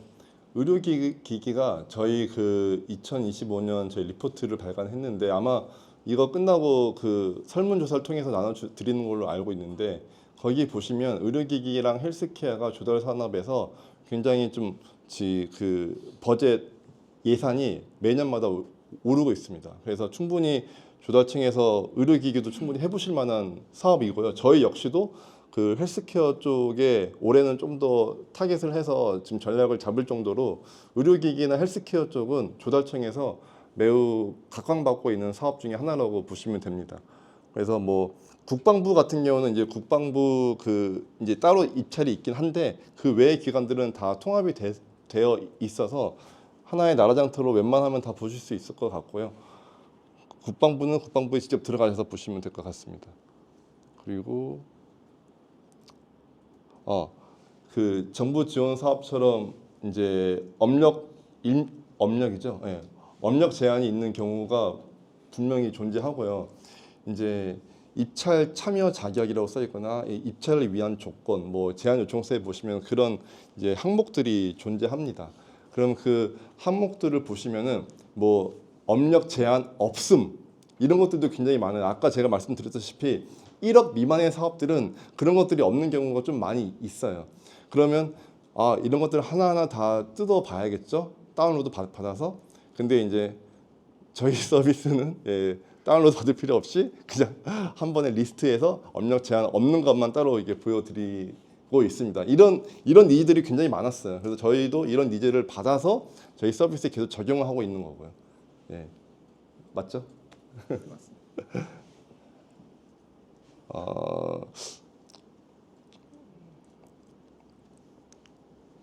혹시 또 궁금하신 점 있으실까요? 네. 네, 저희는 이제 입찰을 한 번도 안 해봤고 이제 입찰 한번 들어가 보고 싶어서 여러 가지 찾아보고 있는데 이 제안서 작성을 보니까 거의 100페이지에서 200페이지까지 넘어가더라고요. 네. 그럼 사실상 지금 내부에 입찰을 제안서를 쓰는 전문 인력이 없는 상황에서 이게 현실적으로 가능한 건지 궁금합니다. IT 아시나요? 네, 맞습니다. 근데 그 제안 요청서에서 100장을 내라고 이렇게 써 있나요? 아, 그건 아닙니다. 그쵸, 아니죠. 레퍼런스를 찾아보면은 예. 보통 이제 한 100장, 200장 정도 내시더라고요. 아, 근데 그게 지금 공공 입찰 말씀하시는 거 아니면 민간 입찰? 공무원입니다. 공공이죠. 그 공공에서 너무 많이 100장, 200장 냈던 때가 있었거든요. 근데 이제 작년에 공고 사항으로 50장 밑으로 내리라고 이제 공고 사항이지 이제 그렇게 한 건 아니라서 꼭 100장 내야지 200장 내야지 하는 사업만 존재하는 건 아니라고 저는 보고 있고요. 근데 다만 그 100장도 200장도 쉽게 쓸 수 있는 방법은 기존에 가지고 있는 템플릿 같은 것들이 많이 있으면은 복붙 하면서 만들 수가 있거든요. 근데 한 번도 안 들어가셨다고 하셨잖아요. 예. 그런 게 없으실 거예요. 그러면 이제 그 템플릿을 가진 회사나 아니면 저희 서비스를 통해서 템플릿을 활용해서 이제 만드시면 훨씬 더 100장이든 50장이든 그 글자만 바꾸면 되거든요. 사실은 굉장히 포맷은 비슷해요. 그러니까 목록 있고 회사 소개 있고 그다음에 주요 사업 내용이 있고 품질 관리 있고 유지 보수 관리 있고 그다음에 보안 관리 그다음에 이제 뭐 마스터 플랜 뭐 해서 이제 매진말 이런 식으로 쭉 있는데 그 하나마다 보시면 정말 쓸데없는 내용들 많은데 그런 것들을 넣으라고 하는 것들 제안들이 존재하죠. 그래서 그런 쓸데없는 것들을 다 채워넣으면 100장, 200장 되는 거예요. 근데 그런 것들 다 빼고서 핵심 내용만 하면 50장이면 저는 충분하다고는 보고 있습니다. 근데 예, 답이 잘 되셨을까 모르겠는데 요점으로 마지막 하나만 더 여쭤보면 예, 지금 저희 팀원 중에서 공공 입찰을 해본 사람이 아무도 없어요. 네. 그럼 이게 무에서 유를 좀 가르친다거나 네. 뭐 그렇게 해야 되는데 그게 합리적으로 가능한 건지 아니면은 공공 입찰로 들어갈 거면은 제안서를 작성하는 인력을 한 명을 채용을 해야 되는 건지 궁금합니다. 답변해 주시겠어요? 찾아하시고.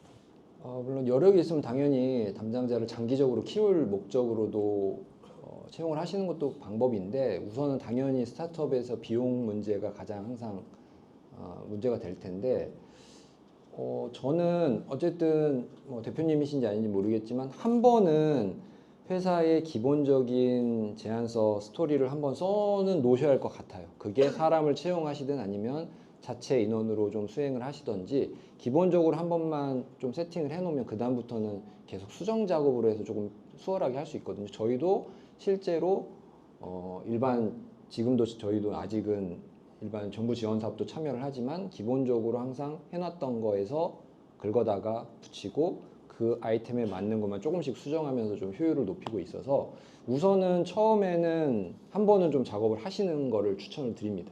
내용을 잘 아시는 분이 작성을 하셔야지 사람을 채용해서 그 사람이 회사의 서비스나 시스템을 좀 파악하는 데 시간이 또 걸릴 거거든요. 그래서 우선은 좀 자체적인 인력으로 저는 하시는 게 조금 더 내용이 제대로 된 첫 번째 레퍼런스를 갖추는 거라고 좀 생각을 해서 추천을 드리자면 첫 번째는 한번 직접 해보시는 걸 추천을 드리겠습니다. 그 사실 IR은 많이 해보셨잖아요. 그래서 IR이랑 제안서가 분명히 다르지만 그 구조 자체가 크게 다르지 않고 우리 회사의 그런 방향성과 회사 소개를 하는 거기 때문에 우리 회사를 매력적으로 우리의 제안을 매력적으로 보이는 그런 기본적인 이제 토대 자체는 비슷하다고 보고 있습니다. 그래서 이제 제안서를 직접 말씀하신 대로 한 번은 작성하시는 게 가장 좋을 것 같고 그리고 그게 크게 어렵지 않아요. 진짜 어려운 건 사실 그 외의 것들일 거예요. 아마 반복적인 서류 작업들이 있거든요. 뭐 우리 각자 인력 프로파일링 작성해야 되고 뭐 산출 예약서 작성해야 되고 뭔가 이런 낯선 단어들의 낯선 문서들이 요구하는 것들이 이제 별참에 많이 존재할 거예요. 그런 것들이 처음 할 때 낯서네 이런 거 어떻게 하지라고 하겠지만 그거 외에 실제 제안서 자체만 놓고 보면은 대표님께서 IR 많이 해 보셨으면 충분히 해 보실 만하다라고 말씀드릴 수 있을 것 같습니다.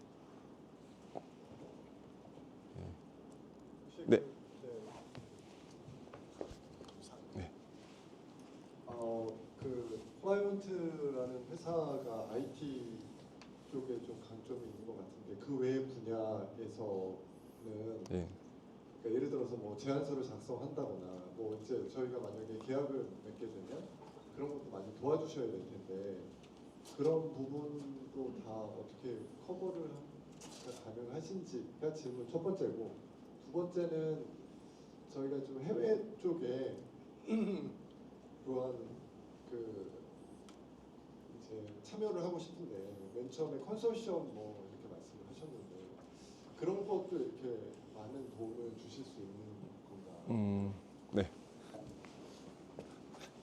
고맙습니다. 예, 일단 첫 번째 질문에 답을 드리면 저희가 제안서 작성을 아직은 해드리지는 않습니다. 아까도 보셨다시피 저희가 고노고를 할 수 있는 데이터를 근거로 해서 제공을 해드리고요. 하지만 아까 이전 질문 대표님하고도 같은 맥락인데 저희가 템플릿을 제공해 드려요. 예, 그래서 그 템플릿을 활용해서 일단은 빠르게 활용해 볼 수 있고 그 다음에 로우 데이터, 그러니까 이 입찰에 들어갈 때 좀 더 저희 서비스 깊은 데이터, 그러니까 경쟁사가 이 본 입찰에 얼마 투자율로 들어갈 수 있을 것 같다. 그래서 우리는 어떤 전략을 세우시면 좋을 것 같다. 이런 정도까지는 저희가 데이터로 해서 제공해 드리고 있습니다. 그리고 또 하나 IT 오늘 팁스라 IT를 제가 좀 더 포커싱을 맞추고 저희도 IT 회사고 저 역시도 IT 솔루션을 10몇 년 동안 해서 저희 서비스 자체가 원래 IT 기반의 고객들 대상으로 만들었지만 막상 뚜껑을 여니까 IT가 한 20%도 안 됐어요. 예, 오히려 교육업계에서 저희 서비스를 가장 많이 쓰고 있습니다. 여러분들 아시는 웬만한 교육업계들은 거의 다 저희 서비스를 사용하고 있을 정도로 그 이유가 사실은 좀 특이했는데 그 지원 사업이 점점 교육 쪽에서 줄어든다고 그러더라고요. 그러다 보니까 이제 학생들이 다 이제 수업을 공짜로 듣다가 갑자기 돈 내고 들으라니까 많이 수업을 안 듣는다고 그러더라고요. 그래서 이제 교육업계에서 매출을 더 많이 내기 위해서 이제 공공 입찰 쪽으로 다 같이 뛰어들었던 것 같아요. 그래서 전혀 뜻하진 않았나? 예. 그래서 교육업계가 좀 굉장히 많고 그다음에 바이오 업계도 있고 특허 업계도 있고 IT 업계도 있고 그래서 굉장히 골고루 섞여 있습니다. 그리고 두 번째 질문에 대한 답은 일단 저희 회사 설립 자체의 가장 큰 목적은 사실 공공 입찰이 아니었어요. 그냥 입찰에 있는 RFP를 잘 분석해 보자. 왜냐하면 아까도 말씀드렸지만 민간이든 공공이든 글로벌이든 공통된 점 하나는 RFP 분석이 어렵다. 제안 작성이 어렵다거든요. 그래서 저희는 처음부터 글로벌을 지향하고 있고요. 그래서 지금 현재 싱가포르에 지사를 두고 작년 11월부터 싱가포르에도 고객이 아까 보여드린 창의공학 말고도 5개 정도 더 존재하고 있습니다. 계속적으로 만들어 나가는 초기 단계지만 그래서 지금 옆에 계신 에이트테크 제가 싱가포르 출장 나가기 전에도 에이트테크 방문해서 에이트테크에 대한 제품 설명을 듣고 이제 가서 왜냐면 저는 가서 거기에 있는 저희 기업들 고객들을 만나고 또 수요 기관들 만난다 보니까 한국 기업들을 소개시켜주고 싶고 싱가포르는 또 풀이 너무 작다 보니까 좋은 기업들이 생각보다 많지 않아요. 다 싱가포르의 리저널 헤드쿼터들이 글로벌 리저널 헤드쿼터들이 많지만 그 자체 내에 로컬 기업들이 이제 그 퀄리티가 높지 않기 때문에 이렇게 한국에 좋은 기업들이 온다면 와이넛이거든요. 그래서 이런 것들을 통해서 저희가 특히 한국에 있는 우리 고객들은 계속적으로 컨택을 해 드리고 있고 저희 웹사이트에 보시면 글로벌 컨소시엄이라는 폴더 자체가 하나 있어요. 거기 클릭해서 들어가 보시면 저희가 한국에서 글로벌로 나가고 싶은 특히 팁스 이 기업분들은 저희가 이제 그쪽에 있는 입찰을 연결도 시켜드리고 컨소시엄도 매칭시켜드리는 이런 사업을 하고 있습니다.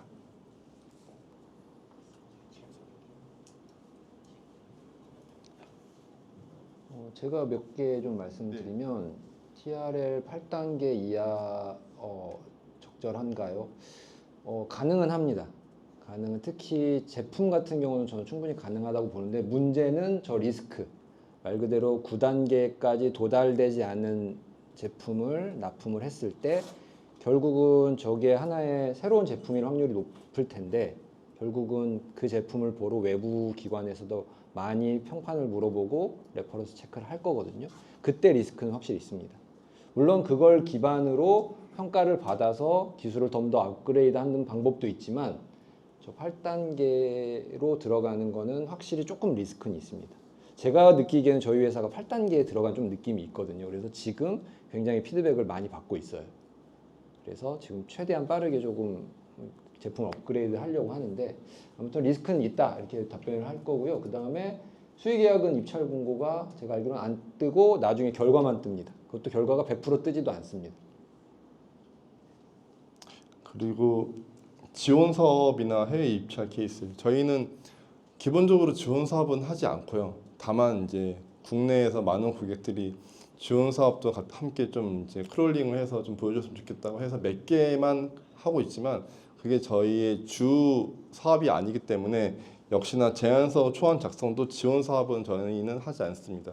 왜냐하면 RFP에 기반돼서 제안서를 작성하는 게 저희 서비스의 모태거든요. RFP가 없는 지원 사업은 하지 않는다가 기본적인 모태 그 정체성입니다. 그리고 해외 입찰 같은 경우는 하죠. 예. 저희가 지금 베타 서비스로 계속적으로 연구를 하고 있는 중인데요. 아까도 말씀드렸지만 좀 제대로 된 이제 제안서 초안 작성은 올 상반기에 저희가 오픈을 할 계획이에요. 그래서 그때가 되면 한국이나 해외 입찰은 심지어 중국어나 일본어 쪽도 함께 지금 그 개발 중이거든요. 그래서 저희는 글로벌 서비스는 무조건 지원한다라고 말씀드릴 수 있을 것 같습니다. 혁신 제품 저희도 혁신 제품을 지정이 돼 있어서 좀 답변을 드리고 싶은데 혹시 그 저 질문 올리신 기업이 저 혁신 제품으로 그 시범 구매 조달청 시범 구매 사업 혹시 활용하셨나요? 아니면은 그 시범 구매 내용을 모르시고 있으신가요? 혹시 답변 네. 2월달, 4월달, 9월달 있다 했는데 4월달에 들어가려고.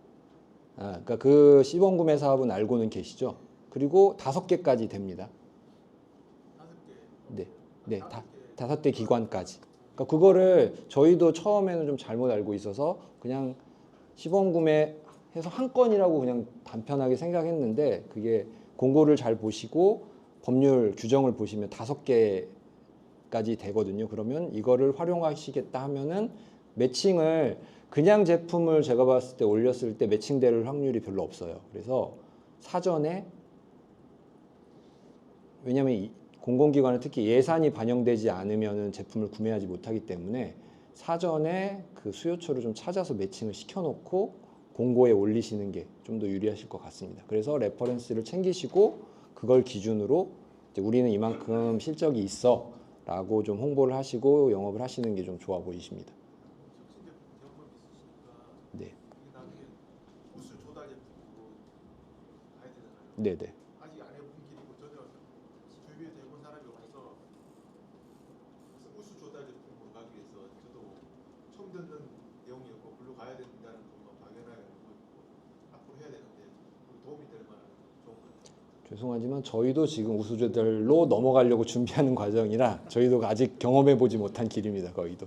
근데 어쨌든 우수조달로 넘어가려는 이유가 결국은 혁신 제품도 그렇고 우수조달도 그렇고 이제 제품의 성능 그다음에 기능을 인정받은 이제 제품이라고 조달청에서 인증을 하는 거기 때문에 어쨌든 수의계약도 가능하기 때문에 저희도 마찬가지지만 여기 계신 제조를 하시는 분들은 혁신 제품, 우수조달 그다음에 아니면 NEP 신기술 이쪽도 계속 기술 개발, 인증서 이런 거는 저는 자격증은 많으면 좋다라고 생각을 하거든요. 꼭 그게 현실적으로 쓸모가 없을지언정 회사를 홍보하거나 IR이 됐든 다른 부분에 쓸 수 있기 때문에 회사에 가진 기능과 제품의 우수성을 홍보할 수 있는 건 몇 개 없거든요. 그래서 국가에서 지원하는 그런 인증 개념은 최대한 많이 확보하시는 걸 추천을 드립니다. 그 많은 분들이 혁신 제품, 우수 제품 뭔지 잘 모르시는 분들이 있을 텐데 그냥 간단히 설명드리면 이제 그 수의 계약으로는 아까 2천만 원이 맥스라고 했고 여성 기업은 5천만 원이잖아요. 제한 상한선이 있잖아요. 혁신 제품, 우수 제품에서 이제 대한민국의 인증을 받은 제품들은 상한선이 없이 수의 계약도 가능합니다. 예, 일단 그렇게 쉽게 이해하시면 될 것 같습니다. 그리고 솔루션 도입 시 제안서를 써본 적이 없는 상태에서 제안서 작성 같은 도움을 받을 수 있는지 궁금합니다. 이건 아까 설명을 드린 것 같은데 저희가 템플릿 정도는 드리고 그 가이드는 드릴 수 있지만 직접 작성해 드리지는 않고 있습니다. 공공 입찰 시 레퍼런스 대기업 등의 민간 레퍼런스여도 상관없나요? 네, 그 실적 증명을 받으시면 그 실적으로 인정을 해 드립니다. 근데 이것도 그 대기업들이 실적 인증 그 도장 찍는 것도 되게 귀찮아하시는 분들이 좀 많거든요. 그래서 어떤 기업들은 이제 미리 10장 찍어달라고 해요. 예, 그 기업 가서 10장 찍어줘. 왜냐면 계속적으로 사용해야 되니까. 이런 식으로 이제 노하우를 가지고 계신 기업들이 좀 있던데 예, 그런 식으로 활용을 해주시면 예, 될 것 같습니다. 근데 저거는 정확하게는 발주처마다 달라요. 그래서 공공 쪽 실적만 요구하는 데도 있기 때문에 그거는 RFP를 정확하게 보셔야 합니다. 들어가시기 전에 얘네들이 요구하는 게 공공만인지 그런 경우도 제법 있거든요. 그래서 그 부분은 확인을 하셔야 합니다. 그리고 제가 저 전공정 외주, 그러니까 실질적으로는 저 멘트로만 보면 전공정을 외주를 맡기면 직접 생산이 아니죠. 그렇기 때문에 안 되지만 그러니까 서류 작업을 통해서 한 번 정도는 어쨌든 증명서를 받으면 2년간 쓸 수가 있거든요. 근데 전략적으로 저거를 받는 거를 좀 추천을 드립니다. 나중에 혹시 외주를 드리더라도 우선은 자격증은 좀 방법을 찾으셔서 획득을 하는 거를 저는 추천을 드리겠습니다. 미국의 경우 벤더사가 적다고 제가 그랬나요? 근데 그만큼 등록이 어렵진 않습니다. 예, 등록은 조달청에 등록하는 것보다 오히려 쉬울 수도 있어요. 다만 이제 겁내하시는 부분들은 이제 영어로 되어 있기 때문에 영어로 이메일도 여러 번 좀 교환해야 되는 것들도 분명히 존재하거든요. 예, 그래서 그런 거지 막 그렇게 어렵지 않습니다. 가입은 쉬운데 이제 가입 이후에 이제 인증서나 이런 거 받는 게 어려운 거지. 가입은 2주 정도면 다 가입이 완료가 됩니다. 예, 그래서 그 가입도 필요하시면 저희가 서비스를 해드릴 수가 있고요. 그리고 저희는 아직 그러니까 미국은 저희가 5월 달에 진출할 계획이에요. 그래서 미국은 지금 글로벌 컨소시엄을 지금 못 하고 있는 상황이고 싱가포르 쪽만 지금 태핑하고 있고요. 미국은 5월에 저희가 진출하게 되면은 그때는 저희도 제코가 석자라 저희 먼저 살아남고 그 다음에 여러분들 고객들을 연계시켜 드리겠습니다. 네. 조만간 미국 샘 가브와 미국 부대 싱가포르 이렇게 이거는 이미 적용이 되어 있어요. 그래서 여러분들께서 뭐 우리 회사가 AI 에이전트 하는 회사라고 AI 에이전트를 딱 클릭하시면 저거 누가 질문하셨지? 되게 잘하시네요. 예, 샘 가브하고 게비즈에 있는 모든 AI 에이전트 입찰들이 이메일 링으로 매일매일 여러분들한테 제공이 될 겁니다. 예. 근데 생각보다 여러분들 또 팩트를 말씀드리면 샘 가브나 싱가포르의 게비즈나 둘 다 합쳐도 한국의 나라장터보다 입찰이 적어요. 예. 그 이유가 나라장터는 진짜 많은 거예요. 그러니까 대한민국은 이제 하나의 중앙에서 집권하다시피 해서 막 이렇게 입찰이 다 나오잖아요. 근데 이제 일본이나 미국이나 이런 나라들은 각 이제 지역 지자체에서 또 나오는 입찰들이 따로 다 존재하고 있습니다. 그렇기 때문에 뭐 중앙 정부에서 나오는 건 샘 가브에서 나오지만 그 외에 뭐 캘리포니아나 다른 지역들이나 뭐 버지니아 이런 주에서 나오는 입찰들은 따로 존재하고 학교에서도 또 따로 존재하고 있기 때문에 이제 그런 것들 다 더해야지 이제 미국 입찰 시장이 더 크다고 말씀드릴 수 있을 것 같아요. 네. 다 한 것 같은데 아닌가? 예. 혹시 또 청중 분들 질문 있으신가요? 예. 하나만 더 받고 맞춰도 될 것 같은데 없으시면 여기서 오늘 마칠까요? 혹시 뭐 띄워줄 거 더 있나요?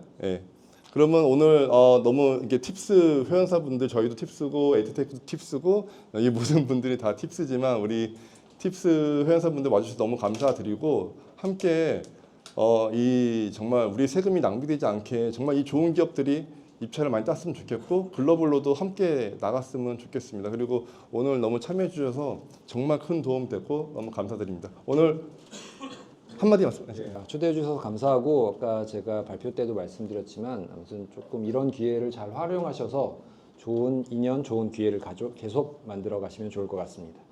네, 감사합니다. 감사합니다.